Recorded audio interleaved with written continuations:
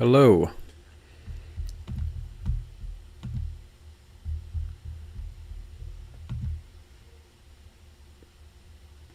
So I'm clicking into that. That looks good. All right. Logged on a little early to check out a little bit of this film, but also test out a few things. So thanks for joining. If you came on, let me know if you're out there or if I'm just talking to myself. We won't literally start the show until 6.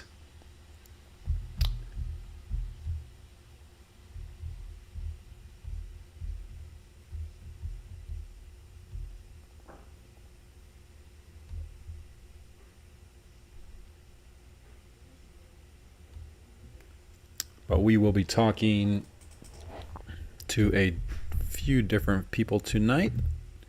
Jason Ross, number 1. Air Raid coach, longtime friend of the program. Coach Salas hopefully can check in from Florida. Not 100% sure, as he's in the midst of traveling, if he can get to a secure location or not. But we're going to try to get an update from that fun weekend. And I wanted to show you guys, if you don't know, this guy on the screen right now, this young man, Sawyer Robertson. He actually was the last quarterback Leach recruited and then brought in. Ooh, is that Jason?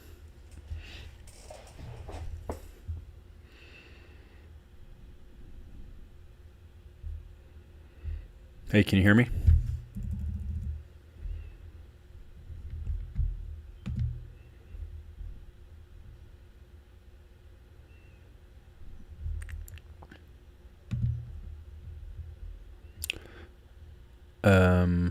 Not sure if you're talking or not, but it looks like you're muted.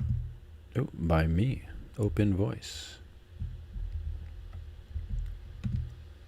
Unmute. All right, let's try that now. You got me now? Oh yeah, there you go. I wonder why you were muted. Weird. What's up, dude? How you been? What's going on, man? I'm good. How are you? Yeah, cannot complain at all. There we go. All right, cool. You got your camera on. I have to leave my camera on. I have record this on like this weird, well, not this, it's not weird, but there's like this thing that's like a broadcast studio. So when I go live, I have to have it on a different camera. So anyway, my camera's on, and it will be more obvious on the replay of this. But inside Discord, I just can't keep it on. Okay. Cool. Okay, let me release this and make sure that you can share your screen and all that good stuff. All right, cool. So I know this is a new platform for everyone for the most part. Have you ever been in Discord before this? No. This is a new thing for me. Yeah, I mean, it is a lot. There's a couple of these types of platforms. This does kind of skew a little bit more toward the teenagers. Like, this is real popular for, like, kids that, like, stream video games and, have, like, people watching them and interacting with them. Right. But we use this a lot for our kids. Like, this is actually starting to become a pretty popular, just, like, communication thing, right? For teams, like you can make basically your whole, instead of, I don't know, for you guys have like a playbook app, and then you probably have like a who's coming to the team events app where you're like tracking people's schedules. Then you probably have another app for like other stuff. So this besides the actual like huddle, like drawing up plays, this is a really cool platform if you set it up properly. Like, parents can have their own channels where they can get a hold of you. Players can have their own channels so they can get a hold of you separate from the coaches so there's a lot of different ways to do it. But anyway, cool. So did you check to see if you can share your screen? I just want to make sure that works. So like if you like wiggle your mouse, you should see it at the bottom, like a little. Yeah. Let's see. I have a couple things here, so I mean, it says Windows Media Player Legacy. There's three. I mean, I have a couple of those up. So I mean, I don't know if that'll. I just do entire screen with that. Yeah, it should just be like a regular, like Zoom almost. How about that? There you go. All right, I'm gonna blow that You up. see that? Oh, cool. Now I see. Yep, there's Huddle. Yep. Beautiful. All right, go back to where I was. Clip I wanted to show.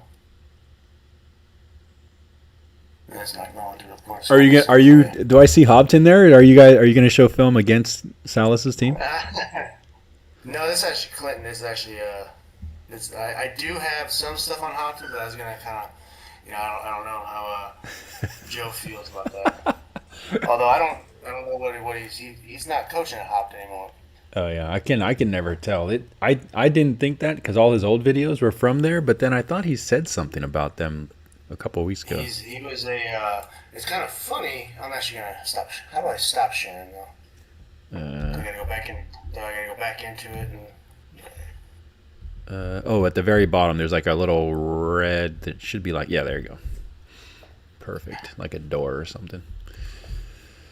All right. Well, it's kind of funny because he ended up being in a school that's here in Fayetteville, like where I live. I don't coach in Fayetteville, in North Carolina, but he actually he was actually the defensive coordinator of a team here in Fayetteville, and it's funny because the quarterback of the team was a quarterback of the middle school team that the last year I coached middle school football. No way. Yeah. So have you been talking to him like in person and stuff at these games? Like, is there? Every once in a while, I mean, when he was he's so in tune and focused, so it's like I'm not gonna.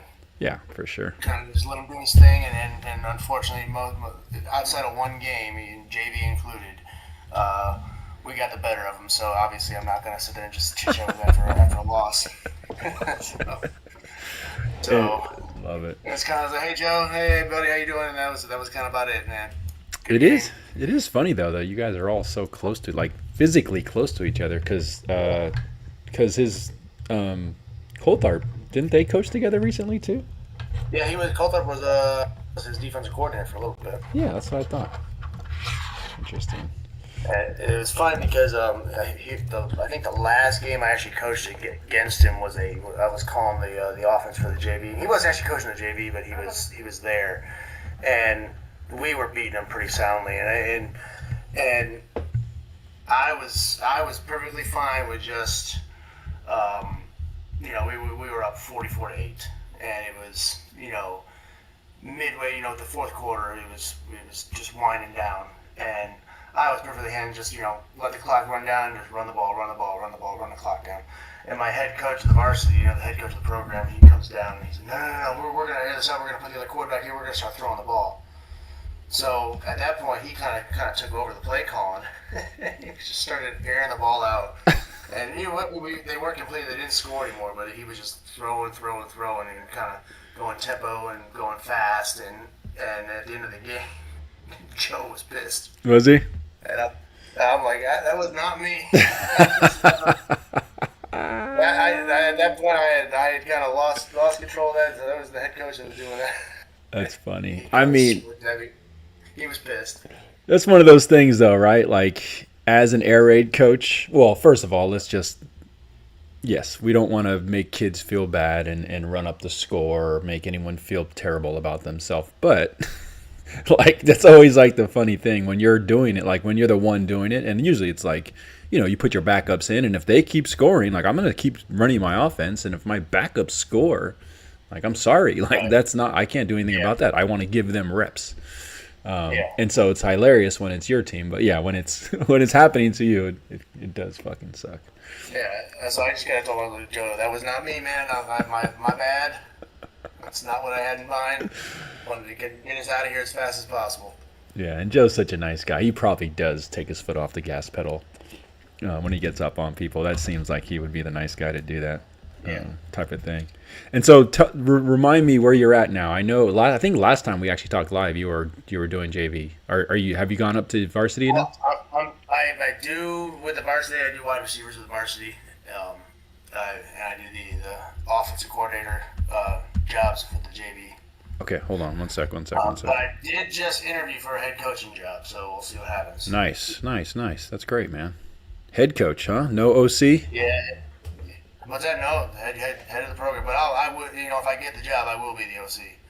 Yeah, that's awesome, dude. That's exciting. That's exciting. And any never mind. That's really cool, man. It's right in their same area, same league, or how's that work?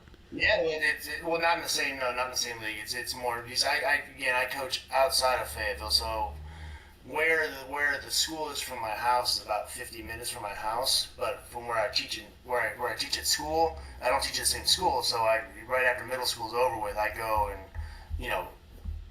eat feet to the high school where I coach at, so it's only about 20 minutes from where I teach at, so it's kind of an easy drive. Nice. So that worked out for the last 4 years. That's awesome, man. I'm glad, dude. That's really cool. I mean, you've been definitely working your way up, and I think that's been your goal this whole time, right? To get to this position. My goal is to, it's a rough school that I applied for, but we'll see. Yeah.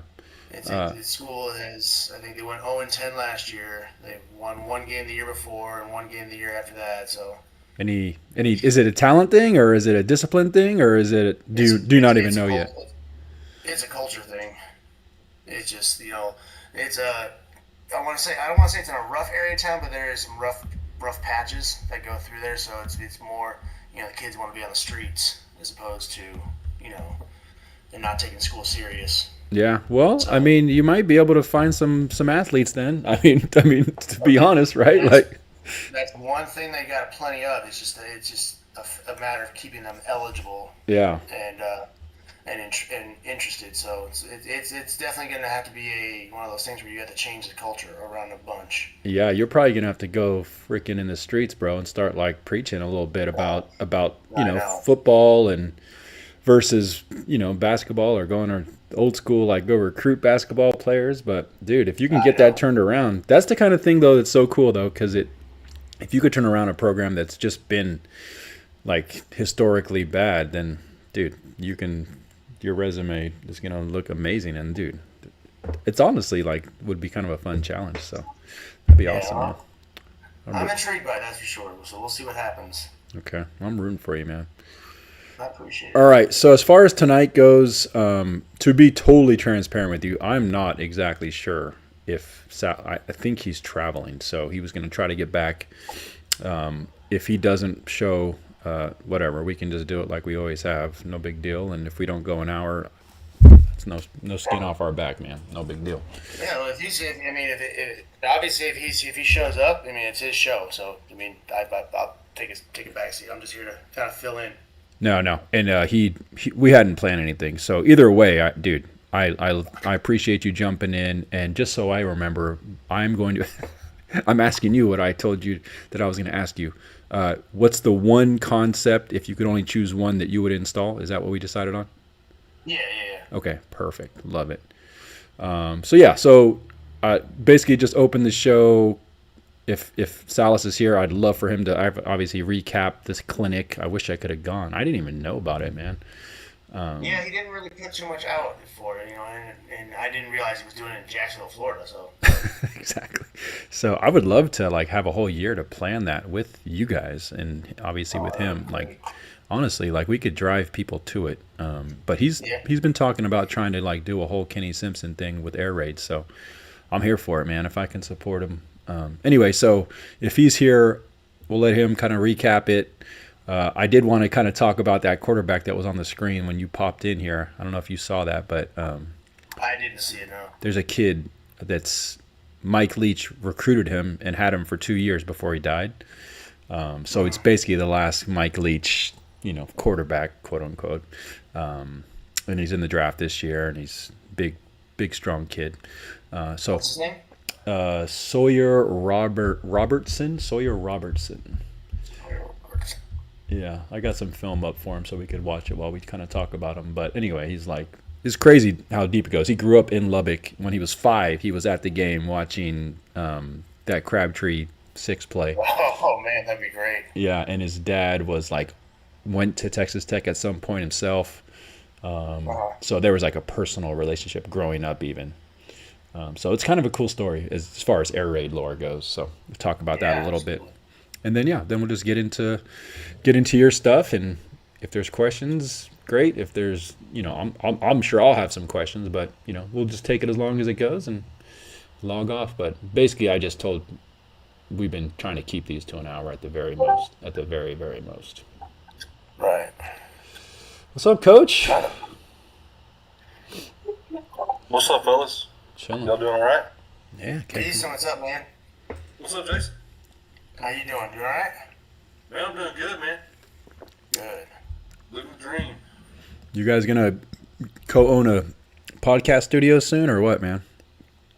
Man, you should put one together, Matt. I'm serious. Like you would knock it out.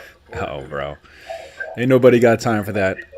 I'm gonna try to get my channel up a little bit with the with some cool air raid stuff, but not from me. I've exhausted all my teachings. I mean, you can always circle back, man. You learn something new every year, right?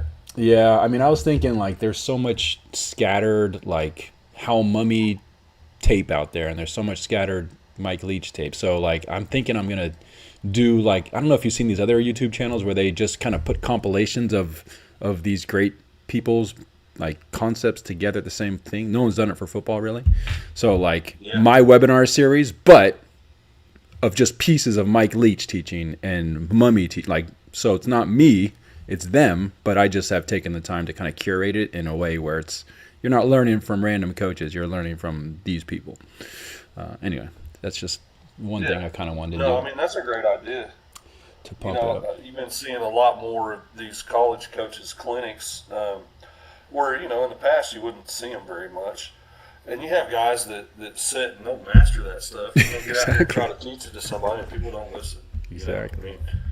I mean, it's just the way it is. But, I mean, there's still great communities out here that, I mean, if people are willing to learn from anyone, just anything, then I think that's where you get the greatest reward, in my opinion. Yeah, we already got coaches on YouTube chiming in about what we're just talking about. So, what's up, guys? How you guys doing out there? Yes, the all 22. I did find in my research that there's, and we'll get started here in about 30 seconds. There is someone selling, and I'm not sure if that's even legal.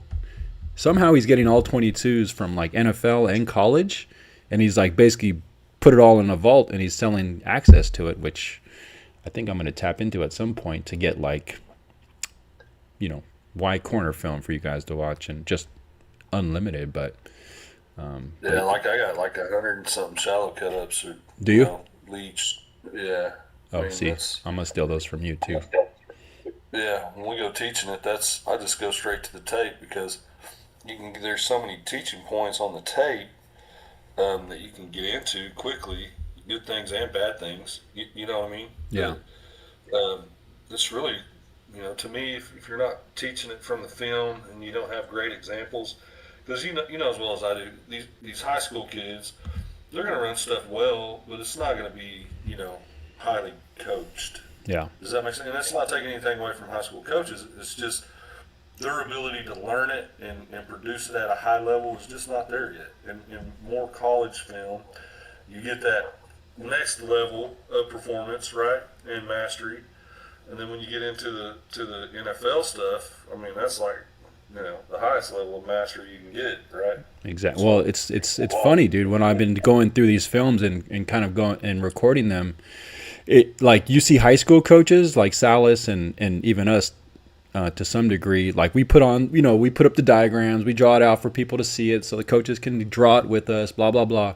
But these coaches, like when they're like Dana Holgerson, I've watched him and I've gotten a bunch of his and Sonny Dykes and Lincoln Riley, like I think they assume everyone's got the drawings. They literally just get up there, put the film on, and then just walk through film and talk through it. And like that's the best way, because you're getting these like nuggets of insight that you wouldn't get from someone just drawing Y cross and saying, this is what I do, under, over, right? It's in real time, watching the film, having them like literally the nuance, you could just hear it come out of them. This is like they're thinking about it, and then they're remembering what they told this kid in practice, and then they say that exact thing. It's just such a better way to listen and learn from a high level coach versus, I mean, everyone loves a good diagram, but at this point, I think we all know what Y cross is and Y corner is and all that stuff. Like, there's enough of those out there. Yeah, there's a So I ton. guess I'll save on the diagram then. No, no. I'm not saying that. I'm just saying. Who else just popped in here? We got to kick this No, thing. you'd be surprised at how many guys don't have a diagram. What the actual supposed to be, though, right? I mean, Yeah. that's the key. It's like people just don't have them all the time. Sweet. I think that's where groups like this are great. Exactly. Morning, sir. Coach Salas, Morning. you made it home from Florida, huh? Barely, yeah. Wow. How was it? Was it good times? Oh, awesome clinic. But my wife wanted to fly, and I said, no, we'll just drive. And it was a tough drive back. Was it? Oh, you guys drove. How long of a drive is that? 6, but I think we figured out how to turn it into 9 on the way back. So. Well, hopefully it was relaxing and it was the scenic route and it wasn't an accident, because that's usually how it does for me. It was fun. Sounds like you went and found some good food. Oh yeah, had Bucky's Bucky's sandwich for lunch, and had oysters and seafood last night for dinner. Nice. Good Love time. that. Okay, I probably gained 10 pounds. So we ate good the whole time. Awesome. So Did you get tell. some Buc-ee's jerky? Sorry, man. No, go for it. I want to hear about Bucky's. I want to go next year. Bucky's is I guess they don't. Do they have them in California? I never heard of it. Okay, Bucky's is like the Disney World of gas stations. So you pull in and there's like 100 gas pumps, and then you go inside and there's like a Walmart in there, but they have a brisket. They have a brisket sandwich. Oh my god. That I can't pass up. Oh my So god. I go in there and get a brisket sandwich. So we had that for lunch on Friday, going down, and on today coming back up. So Love that. two brisket sandwiches, and then of course when we were down there we ate good the whole time. So I probably really did gain 10 pounds. I've had a pretty hard rule about not eating gas station food, Coach, over the years. But it sounds like that. It sounds like that's the next level, like trucker heaven, basically, is what you're describing. It's not truckers. It's all just regular vehicles, but the brisket sandwich is legit. Yeah, well. You got a brisket sandwich. Well, that. And they make homemade fudge. They make all their own candies. No way. They make beef jerky that's just out. I mean, the beef jerky's, it's a thing in its own. It's good stuff. It's an experience. When you guys Yeah. when you guys get one out there, you need to go to Bucky's. Oh. Bucky's, right? Well, tell us just a little bit, Coach, real quick recap. So it sounded like it was going to be Friday night. Everyone kind of checked in and got in. Did you guys get together that night for anything, or was it mostly just the next day? We ran the exact Kenny Simpson schedule. So we came in. Here, let's see. Came in and we did overview of the offense, insertion schedule, then did mesh, and then did RPO game. Then went and had dinner and came back Saturday and did run game, quick game, 90 screens, pass pro. Then did the on the field demonstration stuff, and they had all their kids there, and it was phenomenal. The kids were excited. I was excited. The coaches were excited, and we installed GT counter with the quick screens on both sides. We installed the choice route, and then they were so excited. I gave them 30 minutes after we were done, and they went ahead and they installed outside zone because that's going to be their number one run this year. Nice. So their coaches stayed another 30 minutes on the field with them. And then we came back in and we did, what did we do when we came in? We talked practice, we talked game day stuff, which We might talk tonight, and then Q&A, and then the whole school. The reason why you want to host it is because number one, the on-field demonstration is your kids, and then the whole school gets an extra hour session on just what do you need? What do you need to talk about? And we got on the board, and I thought it was a really productive session with just their coaches. So it went great. I loved it. I want to do a bunch more.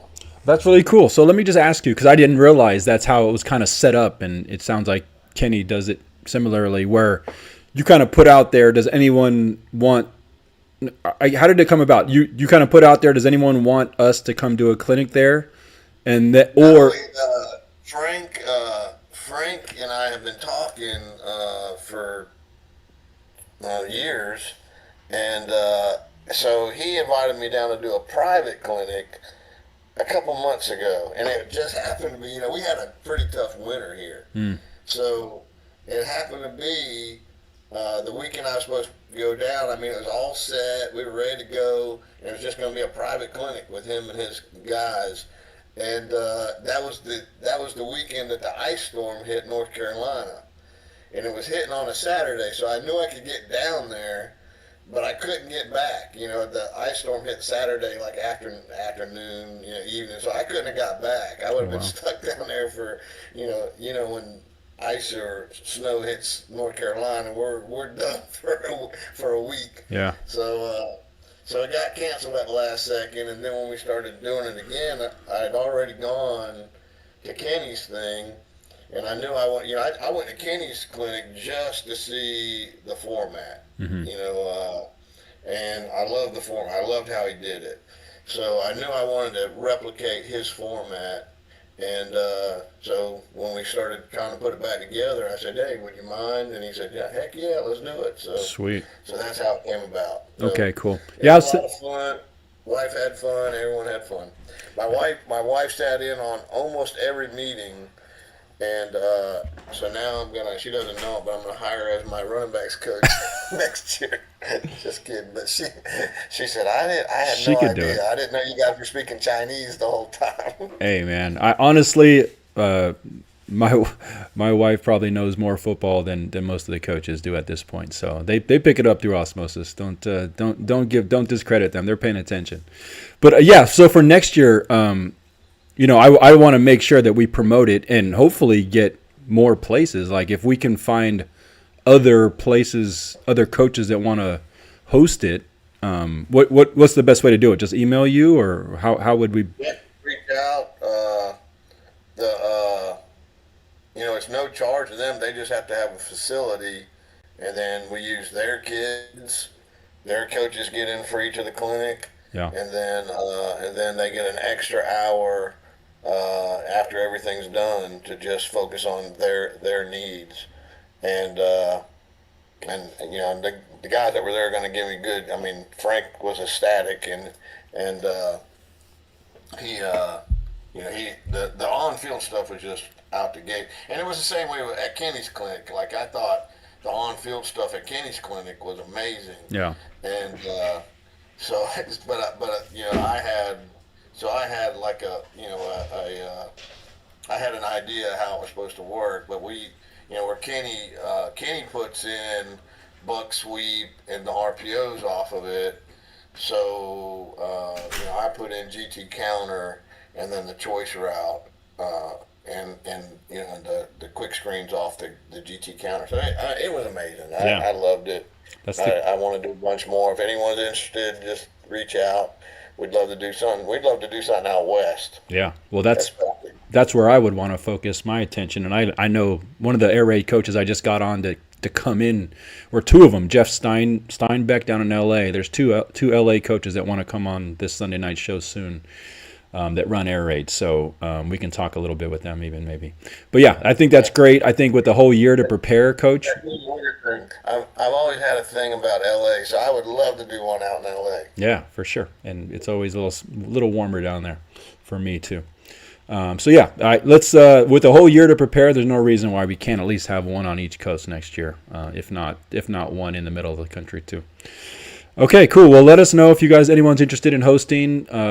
Obviously, there's enough air raid people out there, enough passing game people out there to get interested in something like this. At the very least, you're going to have a passing game after Joe comes and installs. Guys, before we get into our content tonight, and Coach, sound like you had some game plan stuff that you wanted to talk through.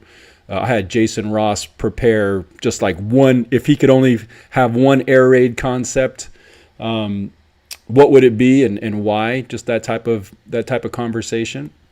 I'd like to do that. Yeah, cool. But first, I wanted to ask you, Coach, have you heard about this kid, Sawyer Robertson? I have not. I'm going to show you guys a clip of him while I talk. So this is the last Mike Leach quarterback. So he's going through the draft right now is the reason I'm bringing him up. He was recruited personally by Leach. But there's even deeper. Yeah. So right now, click on that little watch together box.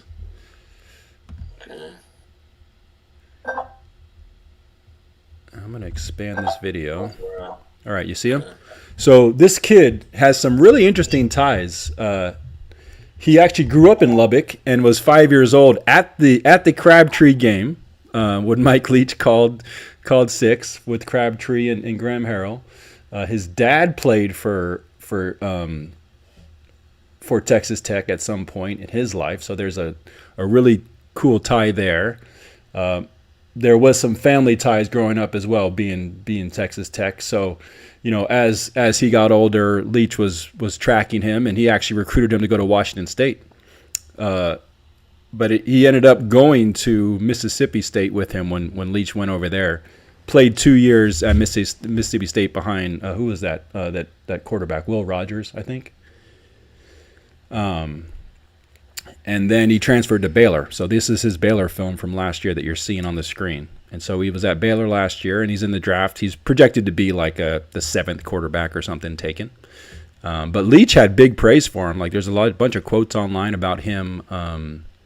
He thinking this kid was going to be the next great air raid quarterback in college. It didn't quite work out that way, but looks like he's got some tools.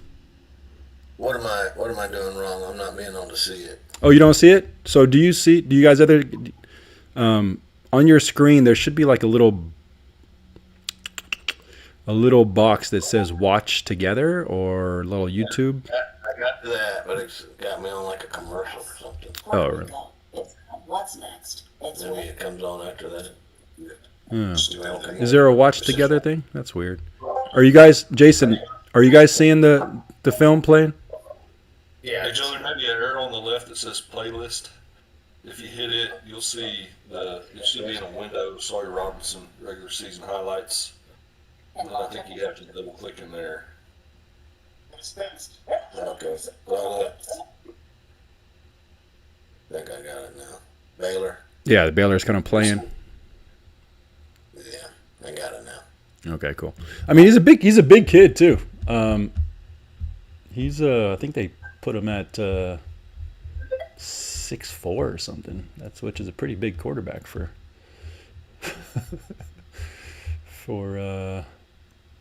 yeah. So he started 22 games, passed for 7,600 yards, 61 touchdowns, 10 games with 300 yards, 3 games with 400 yards, and he beat Texas Tech in Lubbock as a Baylor Bear. So he's got some interesting air raid ties, but obviously, it's kind of fun to, they talk about being the last Mike Leach quarterback, essentially.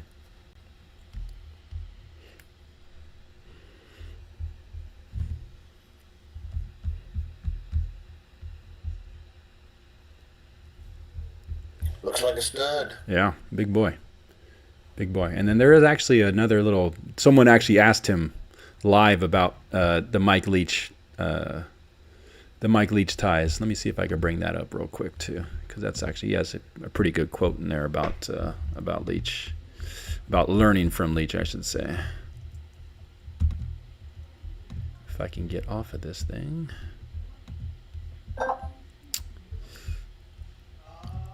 Now, Will ours automatically go to what you're showing? I'm hoping it does. Let's just check it out.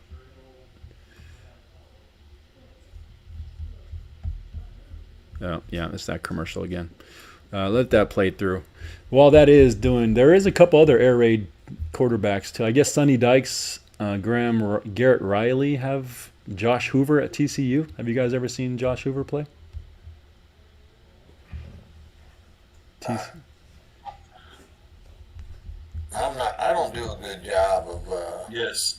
seeing people play during the season. Yeah, I mean, I'm sure you're busy on Saturdays, breaking down your stuff. So yeah, there's a kid from TCU. There's the LSU. They said he's not pure. That system wasn't pure air raid, but they ran a lot of air raid stuff. Garrett Nussmeier, they said. But those, who was that said they saw Josh Hoover play? Decent. He's in our wheelhouse. We get the Big 12 and this side SEC stuff, Big 10. Yeah, is he a stud or what? You think he's going to? TCU forced on us. All right. Well, it's fun to watch. Keep track of these quarterbacks as they kind of go through it. It's so hit and miss on who makes it and why they do good at the next level, but just kind of goes in line with what we've kind of been talking about as air raid being kind of a learning system, if nothing else, for quarterbacks, and it seems like it helps people kind of transition. So it'll be interesting to see if this kid can what he can do at the next level. All right. Well, he can drop some dots. I'm telling you, Yeah, looks pretty good. I didn't get to watch his highlights. We saw. I think they gave us 3 Baylor games this year. And normally we always get Baylor. Like they'll have the OU games, OSU, and Baylor is pretty much what we get here in Oklahoma for football. But I didn't see much Baylor this year. I think, like I said, we only had like 2 or 3 games, and I didn't watch any of them. Yeah, we never get that stuff up here, but I used to be way better at knowing who ran air raid. It's hard to keep track. These coaches are on the move so quickly from year to year. Okay, cool. Well, anyone wants to keep track of these air raid quarterbacks with me, that's one name, Sawyer Robertson, projected to be kind of like the 7th-ish quarterback taken. So we shall see. All right, so what do you guys think? Game planning or Jason Ross, one air raid concept to rule them all? That's Joe's show, so go for it, Joe. Whatever you want to do, man. I definitely want to see Jason's thing. All right, Jason. All it is going to be stick. It's nothing special, nothing pretty. Well, no. I mean, this is kind of why we're here, though, guys. Like, Air Raid Academy, like literally the whole point of the Air Raid Academy, and Joe, we haven't rehearsed this, but I'm going to take it and just run with it, is to help coaches install Air Raid, right? Like, that's at our core value. If we can help coaches install Air Raid or install Air Raid concepts, maybe they're not going to be full Air Raid, but just helping them pass the ball. So if someone's new coming in and saying, I need to install something, I need to get going this year on Air Raid, that's where this question comes from. And there's a million coaches out there making Air Raid content these days, so it can get lost. It's easy to get lost in this rabbit hole that's even getting bigger and deeper. So I'd love to just ask great coaches like Jason, hey, what's the one thing? If you could only do one Air Raid thing, what would it be and why? And I think I'd say the purpose is to help coaches win. There you go. And to I think there's a certain mindset that comes with Air Raid, whether you're cherry picking plays or whether you're going all in. But there's when you're an Air Raid guy, at least when you're my kind of Air Raid guy, because I know there's all kinds. But my way of thinking is you're wanting to simplify and you believe in repetition. So anything that goes in that direction that can help guys win, that's what we're talking about. Love it. And of course, anytime I always like and not just with air raid guys. I always, like when I go to a clinic, I want to see, like, show me your best one. Yeah, Don't show me your fancy one that exactly. you ran 4 times last year. Show me the ones that you run. I want to see the play that you run 10 times in a game. That's the play I always want to see. Your bread and butter, the one that you're going to hang your hat on no matter who you play. That's the play I want to see. So, and stick to a lot of people is that. So, to me, that's always what interests me. I hate when they draw up. You go in a clinic and first they want to tell you how many D1s they got because I don't have any. And then number 2, they want to show you the shovel pass or something that they're going to call 4 times. Right. Show me the one that you hang your hat on, and because that's the good one. Yep. Exactly. That's exactly what I was thinking when I was talking to Jason about it yesterday. So cool, man. Yeah, Jason, if you could let these coaches know, like Stick is air raid royalty in terms of quick game and just getting the short passes so we can draw them up to go deep, like literally. So I don't think there's any waste of time talking Stick anytime it's brought up. So please feel free. Am I doing that now? Or? Yeah, let's do it. Oh, okay. All right. So, again, if I had to do a concept. Hold on, Jason, real quick. And I didn't. This is very relaxed tonight, so I apologize. Will you just introduce yourself again? Jason has been on my program for many years. He's presented on Coach Salas's as well, and he has his own channel, Coach Ross Football. Yes. Yeah. At Coach Ross Football. He's a high school coach. Why don't you introduce yourself just in case someone hasn't seen you on our channels before? Yeah, so I coach here in the state of North Carolina, just like Joe. I've actually coached against him a couple, for the last few years. These are 2 schools that I coach at now, and the school that he was at. We're pretty big time rivals. We saw him. The first game of the year was it, Coach? Every year. Yeah, So, opening game, yeah. Yep, and so before then, I was a middle school head coach for about 10 to 12 years. So got into the air raid and learned a lot from Matt, from Joe. Learned a lot and started going down that rabbit hole and learning more and more. And then as I learned, I wanted to go ahead and share what I knew and the ways that I would go about doing it. Because obviously every coach is different, but you're going to borrow from everybody else and kind of make it your own. So, yeah, so here I am with the YouTube channel, Coach Ross Football, trying to help out other coaches, trying to simplify this type of offense to make it as easy of a transition from, the play diagrams to out on the practice field to eventually on the game field. So, yeah. Love it. So then I guess that's you want me to transition into the play? Yeah, let's do it. I appreciate it, Coach, and thank you for joining. So you asked me, Matt, about if I had one play to run, that would be this stick play. A lot of coaches call it Y stick. I just call it simply stick because I want to be able to try and run that play from both sides of the field. So it's the easiest play because in my eyes it exemplifies the whole mindset behind the air raid offense, which is to get the ball out fast, get it to your best playmakers in space quickly, and let them do what they do in the open field. And in my opinion, stick is no better play than that. So I'm going to go ahead and share my screen. I'm just going to kind of just show you real quick how I would install it. Can you all see that all right? Yep, and you guys, people are on YouTube are saying thank you for presenting this, Jason. So great. So real quick, if we're just going out of a 2x2 set, I will show it out of 3x1 here, but we're going to run stick to our left, so we're going to call it H stick here. So starting with the outside receiver, we're going to have him on a mandatory outside release. So he's going to get an outside release, and then he's going to try and stack over that corner and get back on the number. So he's still going to occupy the same type of landmark that he would on a full vertical play.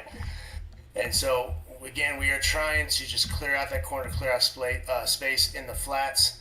So then our H, he is going to be running the stick route. Now, the way we tell him is, depending on where that defender is, if that defender is head up over him, we try and tell that receiver to aim for that inside shoulder, attack that inside shoulder, and then set up in the window right in between that overhang defender and that next inside linebacker and try and find that space right there with your hands up to the quarterback. So typically that's about a three-step hitch, or it's kind of angled into the inside a little bit depending on where that defender is over top of him.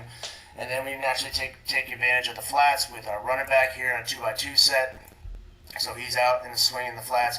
And so what we're just trying to do is take advantage of this defender right here, this overhang defender, and make him wrong. So he's got to make a decision. And no matter what decision he makes, he's going to be wrong. So if he stays inside here and covers that hook area of his zone, and he stays inside, then we have the flats wide open for the running back to throw out to the flats. And if he decides to go out and chase the swing, then the quarterback sees that, and so he is just simply looking to hit that stick right there. And that receiver's taught, so once he catches that ball, he's going to tight turn up the field and get straight up. He's not going to loop it. Either way, he's going to just put his foot in the ground and get upfield as fast as he can. And so that's how we do it on a 2x2. And the simple rule, we just tell the quarterbacks, and I think I learned this from Coach Mackey a long time ago. The simple rule is, if this defender goes out, we throw in. If he stays in, we throw out.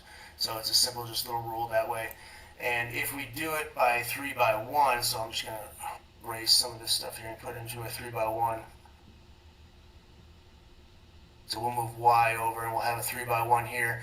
Now, the one rule that I always follow, it's a base rule that I follow with my offense, is if I'm doing any kind of split field concept, I always have a rule, and I can do this with any kind of formation I want here, because again, the formation is key for the defense, because again, it's a different picture for the defense, but it's the same for us because of the rules that I establish. And the rules that I have is any kind of split field concept, like for example, snag, fade out, stick. The rules stay the same for the number one receiver. We count from outside to in, so 1 would be the most outside, 2 would be the middle, and then 3 would be your flat receiver typically. So we could do that on any kind of formation. So for example, if we decided to stack these two players like that, the formation is still 1, 2, 3, and the rules still to be the same. The only way it gets a little bit different would be if we had a bunch, and again the rule would still be the same. The way we would count it would be 1, and then the outside receiver would be 2 and 3. So it's still, the rules would still be the same. You just need to know which number you are as far as the count and the receivers. So on a 3x1, if we were just going to run simple stick, outside receiver has that vertical, so that doesn't change. So he's getting vertical. We still have our stick by number 2, and then we have our flat by number 3. And that would be the same if we did any kind of formation, whether I showed you the bunch formation or the stack, or any other kind of formation you can come up with a 3x1. You would still have the rules set in place for outside receiver has that vertical route, number 2 receiver has the concept route, and then that number 3 receiver has that flat route. So a lot of times that's the same for snag, for stick. Change a little bit for fade out, but I mean it's still basically the same. And so that's how I kind of teach the split field concepts in a 3x1 setup there. And we would have the running back. Typically on a 3x1 set, we would have the running back opposite the receivers. But the rule, again, in a 3x1 is still the same.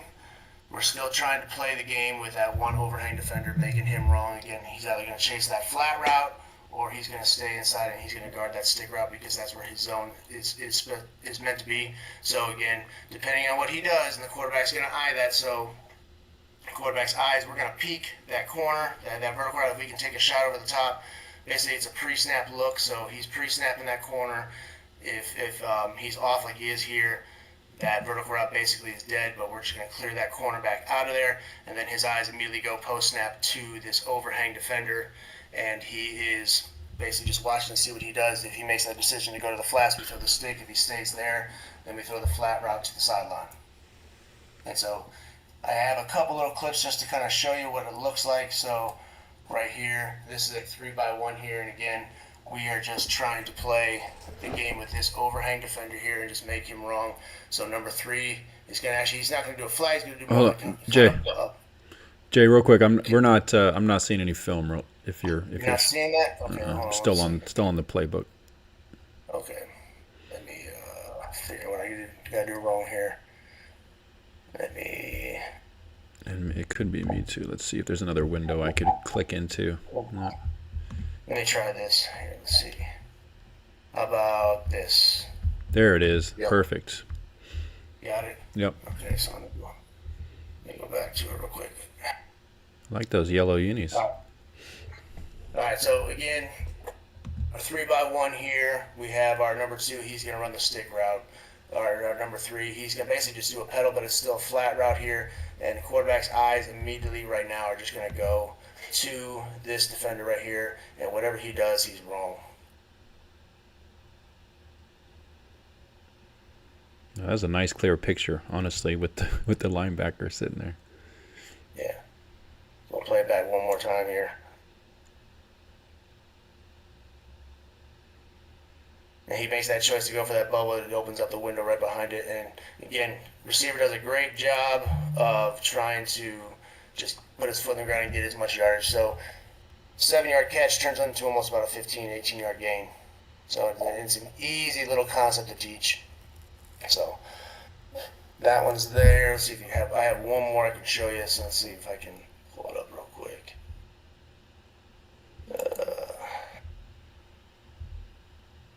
I'm going to stop sharing for 1 second, okay? Yeah, take your time. Coach Salas, stick first down play for you guys, or do you call it anytime?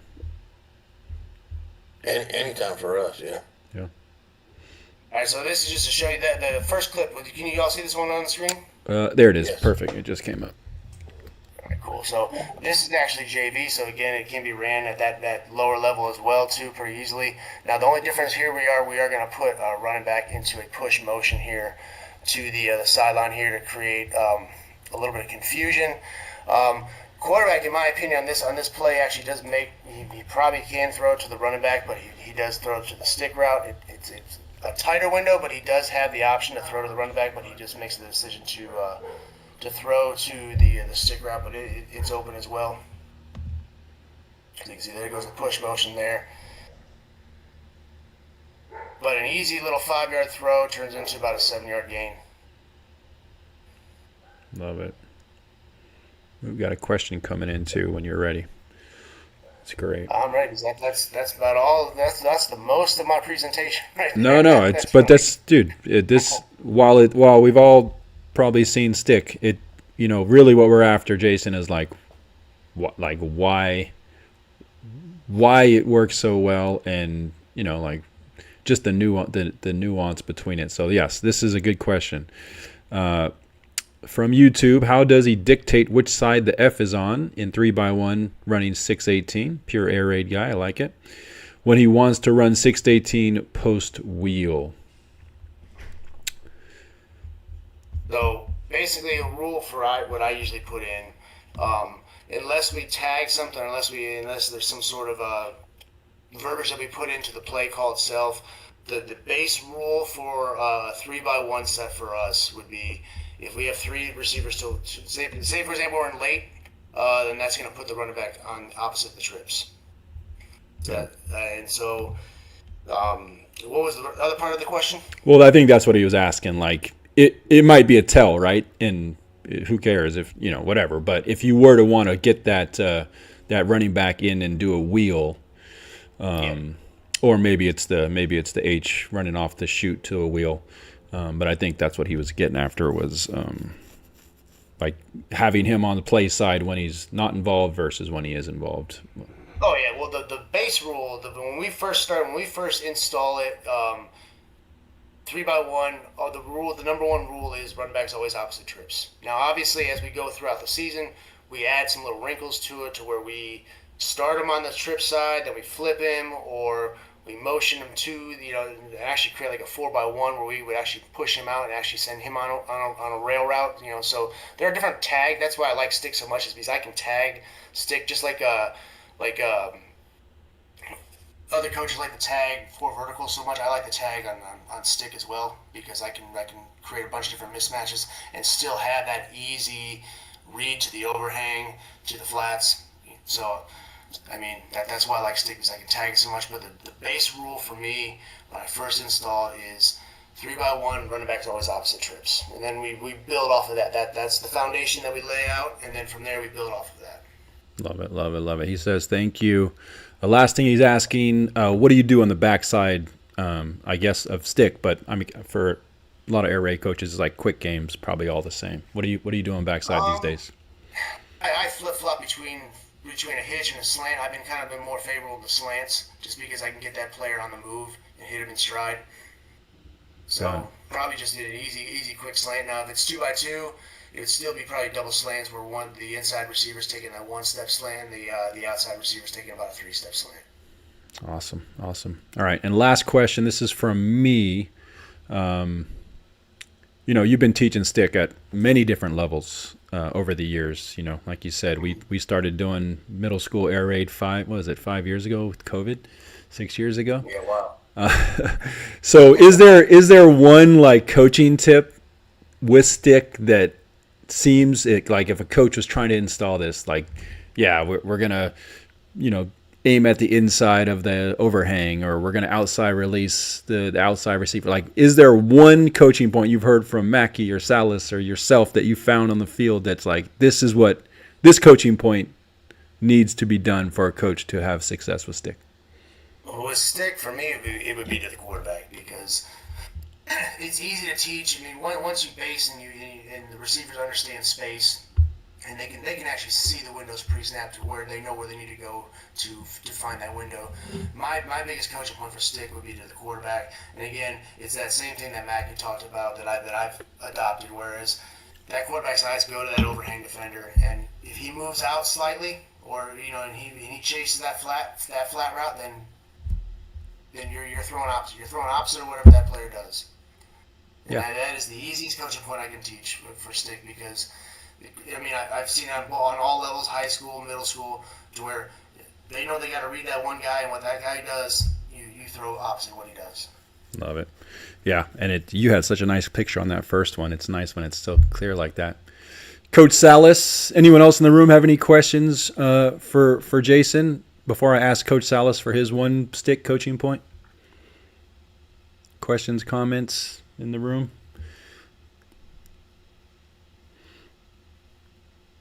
All right, Salas, please. What's your best coaching point for stick? If someone's trying to honestly, I think I'm gonna steal Jason's. I've never told the quarterback to get his eyes on the walk.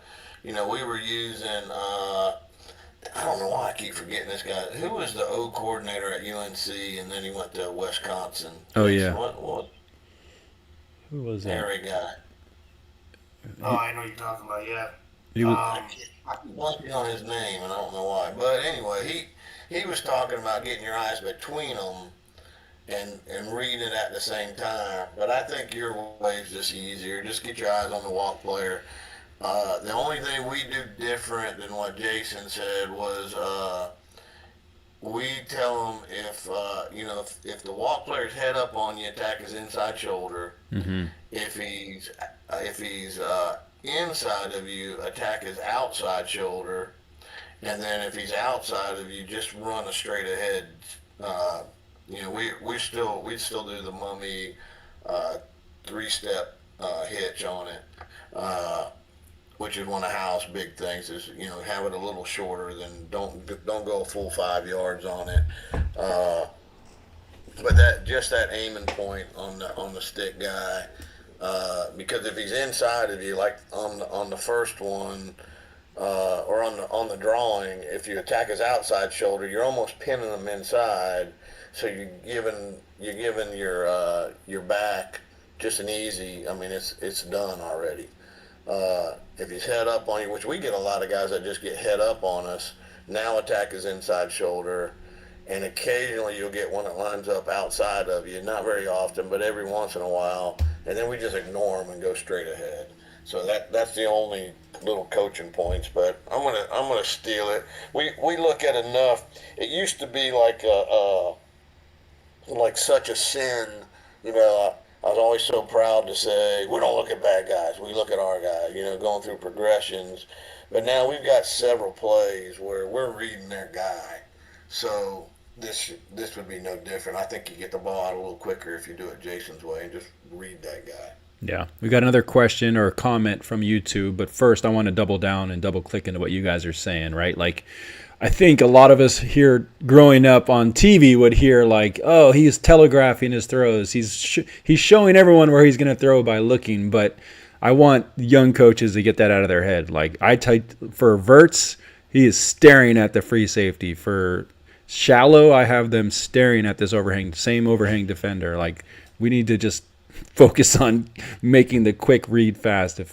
If somehow that's giving something away, especially for these quick plays like this, then it is what it is. But I love what you guys are saying, and I think it was Patrick Taylor he calls it the 23 read, like Michael Jordan, the 2-3 read, right? He's looking at the overhang defender to see who he covers, if he's covering the 2 or the 3 receiver. So kind of all different ways of saying the same thing. Damon Ivory on YouTube is talking about the progressions, and I think that's important because I've actually heard, I want to say Mummy throws the swing more than anything else in this, from what I've heard from old tapes. But so Damien on YouTube says he's heard that it's been taught with 2x2, peek, the go, stick, and then swing. What are you guys teaching progression-wise? I teach the same way. He's going to pre-snap that go route and look and see if he's got a chance to take that shot. If that corner's off, then the base of that go route's dead. And then his eyes go down that overhang, and he's looking to stick the swing or shoot if you're a shoot guy. Yeah. Yeah, ours is he's only going to throw that vert if it's press coverage. Period. And how are you? I mean, it's a lot, right? How would it be almost? If it's a clean release, would you say it's almost mandatory that he throws the go, or is that just like a feel thing for the quarterback? Unless it's unless we're in a critical like 4th down situation where we want the safe one, we're probably going to take, if it's pressed out there on that corner, on that outside receiver, we're taking it just because we feel good about that. We feel like that's a high percentage throw for us. Yeah, you've been doing pat and go all season, all off season. I agree. That's one regret that I've had, that I did not incorporate those, that vertical for fade out and stick. Honestly, it doesn't happen very much. I mean, if they were giving us a whole lot of press coverage out there, we would have been calling 96 all night instead. So, right. Giving you press coverage on the edge, usually they're giving you press coverage on your slot guy. So it's a whole different, it's a different look. So I can't tell you the last time I called stick and we ended up throwing the vert, just because, you're usually not in that world when you're throwing a bunch of sticks. Yeah. All right, awesome. Well, that was a nice stick conversation. Anyone else last minute add to the conversation? Looks like the questions have calmed a little bit online. Awesome. Joe, I don't know how long. I want to be conscious of your time. I know you've had a long weekend. Do you want to get into the game planning piece? We got about 15 minutes before the top of the hour. Let's just talk about. I wanted to talk. We spent a lot of time talking yesterday on the box guy. Yeah. His role and the role, game day roles as far as headset communication. Like I'm a stickler on. I don't want a running conversation going on in the headsets. I got a lot of stuff going on. We use like a 3-headed monster on play calling, where I'm kind of, my job's to dominate the near sideline. The box guy's job is to dominate the far sideline, and the O-line coach is usually signaling in plays, and his job is to basically tell us, where and what to run. And the rule is don't explain it. You know, that's too many words. Just call the play. And if you call the play and I don't call it, then call it again. You know, don't get butt hurt. Don't think it's no good that I heard you and thought no, that's no good. Just call it again the next time and call it again the next time. And then with both of them, I'm big on call low hanging fruit. You know, I never want to look at the film on Sunday and say, oh my God, we gave up. Look how many. We should have been running quick screens all night. Or we should have been running counter all night. Or we should have been running hitches all night. Or we should have been running stick all night. You know, I've had that conversation before. So just don't tell me the double pass is there. You know, don't give me any kind of weird, I want the basics. What are they giving us that we need to take advantage of? And keeping the conversation, and don't explain it to me. Don't tell me they're way back. We need to, just tell me the play. Tell me the play, and I'll call the play. And then the second big one is the box guy has to be out of the emotions. Like he can't get in the emotion. We're on the sideline and we're in the emotion of the game. He has to be separated from the emotion because he's the guy when there's 15 seconds left and you're on the 7-yard line. He's the guy that has to be able to say, hey, we need to kick the field goal right here. He's the guy that needs to be able to say, hey, coach, we can run the ball on them tonight. He has to be separate from the emotion of the game because we know when we're on the sideline, we're not thinking about it's 15 seconds. We're thinking about I can get this in. We got to get this in. So it's a big deal, and you got to have that conversation ahead of time. The importance of the box guy being separate from the emotion and being able to make logical calls, even when we're not being there's the fog of war is real. That's why we can always outcoach those $1 million coaches when we're watching the bowl games. We can outcoach them because they're in the fog of war and we're sitting on our couch, drinking a Corona or eating chips, So it's easier for us. We're out of the emotion of it, and that's the box coach's job. He's got to be out of the emotion of it and be able to give sound, logical advice, separated from the emotion of the game. And that's a huge deal. And we lost a playoff game this year for that reason. That the box guy got into the emotion of the game, and he couldn't. And it was literally 5 seconds left in the half.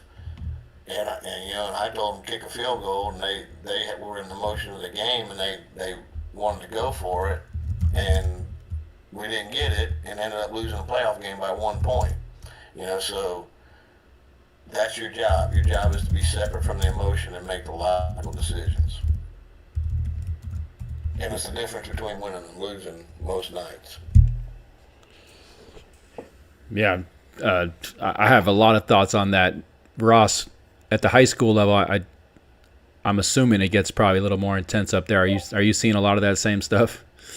Yeah, exactly. I am seeing the same exact stuff. Where a lot of talk going on, and like Coach said, you just got to keep it quiet and all that conversation. You can't get the play call in. You can't decide. You can't really figure and factor in what's going on. So, absolutely, I'm in total agreement with Joe.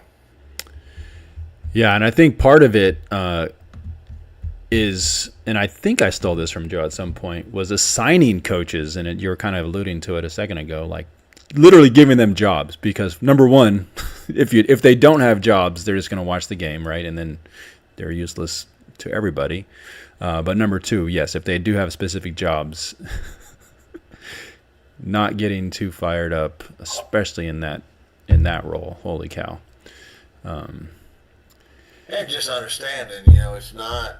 We're not there to have a conversation, and that sounds like I'm being a dick, but it's impossible when you're in a stressful situations and you got people talking in your ear and you got to work the officials, you got to worry about special teams, you got someone pulling your belt, pulling you back off the sideline, and you got to make critical calls. You cannot. I mean, the point is you have to have these discussions ahead of time. Like, everyone's got to understand, okay, here's how we're going to communicate on the headset. Like, here's one of mine, and I get so mad, and people, think, oh, Joe's a dick, but do not predict the flags. Like, a flag comes down, don't you dare be the one that says, oh, that's holding on us. No, shut up. That's not your job. I got to keep a positive mindset, because our job, we got, whether we're scoring 1,000 points or we're getting mangled. My job is to go and watch take them to the tent, watch the video, and then say, okay, we got them now. Let's go. We got to be the ones that are always bringing positive. So you can't bring. It's like a salesman, like an insurance salesman. They're always listening to positive tapes and stuff in their car, because they get so many no's. They got to keep feeding themselves positive. So don't predict the dang flags. That's just going to piss me off. You can't. All these conversations got to happen ahead of time. The box guy's got to know that his job is to stay detached from the emotions, and his job, when he says, "Hey, coach, we need to kick this field goal right here," that there's no argument. That is the detached, out of the emotion voice of logic, and he has to be trusted there. So that also means you can't, if you're up in the box, you can't be the guy that keeps asking for the reverse pass, because that's going to make me take that earphone and slide it up just above my ear where I can't hear you talking no more. So you got, that's a trusted position, and you can't screw it up by asking for trick plays and reverse, all that kind of stuff. Give me bread and butter, give me low hanging fruit when you're calling plays, and then be the logical, calm voice in those pressure situations. Because in the fog of war, I'm just, I told him, someone asked me a question at the clinic, and I think I gave it to you the same answer last week. Is it's like the Tom Cruise movie when he was the race car driver, and he says, I don't understand all that racing jargon. All I know how to do is drive fast, and that's when we're down there, all I know how to do is score. I'm trying my best to score, whether we're down by 100 or whether it's 10 seconds to go in the game. I'm trying my best to score. And I need to be able to count on the box guy to say, hey, coach, we need to kick it right here. We're just 5 seconds before the half. It's a big deal. Let's get the points. Yeah. And I got to be able to trust you in that situation to listen to you when you say that. So don't screw it up by asking for the reverse pass. Be the guy that's calling for quick screens and sticks, and then I know I can trust you. Exactly. Just to piggyback off what Joe said, exactly, because there were a couple times this past season where, whether we were in a timeout or we were having a punt or whatever it might be, I've had other coaches saying, Coach Ross, tell me, they want you to put your headset back on. Put your headset back on. I'm like, no, well, you tell them to shut up first, because they're talking in my ear. I can't think. I can't, I'm trying to think of the next play, the next sequence of plays, and they're in your ear. Why would you call this? Why would you do that? And it's like, no, just give me the information that I need to make the right play call. Stop having a conversation because I can't think and I can't focus on what I need to be doing as far as being successful on the field. So I'm right there with you, Joe. We had a bunch of instances like that this year. It drives me nuts. And I think the secret to it is you got to have these conversations ahead of time. This can't be a pissed off conversation at halftime. This has to be a calm conversation in the coach's office before the first scrimmage. And everyone's got to know their role, and the box guys got to know that that's your role. Your role is to be calm and detached. Don't you dare be the guy that's getting butt hurt up there. You gotta be the voice of wisdom, and that means you have to stay detached. And the famous one is the conversations. And like what Matt said, a coach without a job, that guy's in the way. He's always gonna be in the way. He's gonna comment on everything. I don't need an expert at everything. I need an expert at the exact thing that I told you you're in charge of. Yep. Give me the data. Let me work. I love it. Last question on that, guys, because it sounds like, Joe, you've done a good job of trying to give one person a way to speak to you. But do you get from other coaches, hey, call this or call that? Like, is it coming from multiple people, guys, in the headset? It depends. It depends on the environment. Where I was this year, it was friggin' chaos on the headsets constantly. Until it was nut cutting time, and then everyone wanted to get quiet. I'll tell you what, they got quiet. If I asked a question, it was crickets. But if I wasn't asking questions, everyone had their opinion, and I just needed them to be quiet and give me the data I'm asking for. Yeah. And now, when I'm running the show, we have this conversation ahead of time, so no, I never had that problem. Our guys understood it, but it's because we had that conversation before the first scrimmage, and then we practice. Like we wore our headsets at the first scrimmage, at both scrimmages, just because we wanted to practice that stuff. Oh, nice. And that was what we talked about afterwards. Was okay. We got to do better here. We didn't. I needed So those conversations, we're practicing that stuff. We wear our headsets on the last Thursday before we play for the same reason. We want to practice that stuff and make sure we're good to go on it, because it is no fun when there's chaos. There's no way you can think, and then people take their headset off or pull it just above their ear so it looks like it's on, but it's really not. And then everyone gets frustrated because then when they have something important to say, you're not hearing it. Well, that's because I was hearing chaos the last 15 minutes, and I couldn't even think. So it's important to have that conversation. Almost everything can be solved with conversations ahead of time, and having a plan ahead of time. To me, when we said, helping coaches win, and the mindset of simplicity and repetition. Well, I think routine is part of that simplicity and repetition. You got to establish routines. Like game day needs to be the same. Every Monday for us is the same. Every Tuesday, Wednesday is the same. Every Thursday, our kids, our coaches, everyone understands what's about. This is Thursday. We know exactly what's going to happen. And the same has to be on game day. Okay, we know the routine. We know what's expected. We know what our job is. And think about and that builds confidence. Routine builds confidence, and chaos, creates unconfidence. It creates stress, because who wants to go into a game and you're not 100% sure what your job is, or what you're supposed to be looking at, because that conversation simply didn't happen ahead of time. And then, what's worse is then you get to halftime and the head coach is pissed off. Well, he's pissed off because he didn't have that conversation with everyone ahead of time. It's so funny.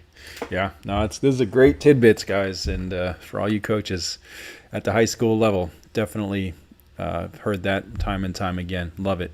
And just for fun, Brian Deason, if you're in the room, you want to talk about the get back guy. Yeah. Do you guys have do you guys always have the same get back guy every year? Is it the strength and conditioning guy, or is that, or just No, it's like Coach was saying. I think there's a lot of more staffs that are going to this. Kind of. Oh, we lost you, Brian. Are you there? Oh, there you go. You're back now. Yeah. So I was going to say that, the get back guy is the voice of reason in the box, right? And I think there's a lot of coaches, there's a lot of staffs here in Oklahoma. They do the same thing, kind of like what Joe does. Is they'll have 4 or 5 guys that are responsible for certain things on the field, and they're just relaying that information to the coaches as they need them. You got safeties guys talking to the DC on the field if he's on the field or if he's in the box. But the get back guy, he kind of cuts through all of the BS that goes on the headsets. And when you hear that get back, it's kind of telling everybody, okay, let's get back to the script, something that we're not fussing about, trying to figure out what the call is, right? And it's just like an alert for the quarterback, So when they say, get back, we're going to go back to the script. We'll get back to something that's a first down, short run, near, far type formations and those things.